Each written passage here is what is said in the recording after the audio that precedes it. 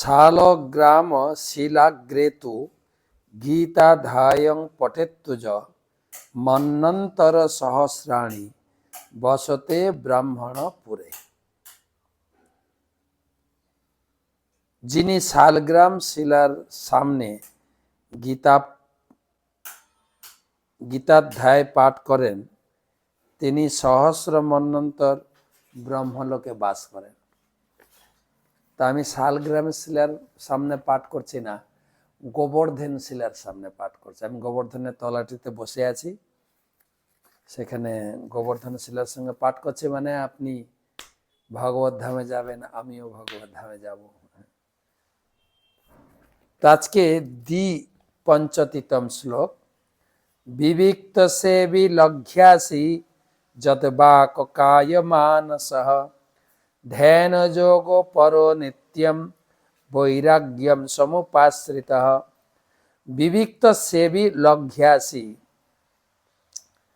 যদ বাক কায় মানসঃ ধ্যান যোগ পরো নিত্যম বৈরাগ্যম সমুপাশ্রিতঃ।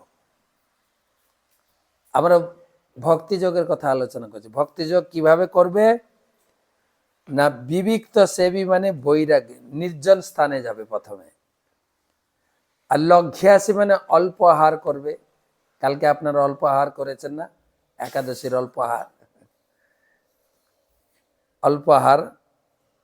আর যত কায় মানস, শরীর এবং মন আমার চিন্তা লাগাবে। ধ্যান যোগ পর নিত্যম বৈরাগ্যম সমুপায়। এইভাবে ধ্যানে বসবে প্রতিদিন। কিভাবে? নির্জন স্থানে বাস করে, স্বল্প আহার করে, দেহ মন ও বাক সংযত করে, সর্বদা ধ্যানযুক্ত হয়ে বৈরাগ্য অবলম্বন করে যোগ অভ্যাস করবে। তাহলে ভক্তিতে কি কি লাগবে? নির্জন, বেশি বেশি কথা বললে হবে না। প্রভুপাদ লিখেছে নির্জন মানে ভক্ত সঙ্গটাও নির্জন, কারণ সেখানে কেবল কৃষ্ণ কথা।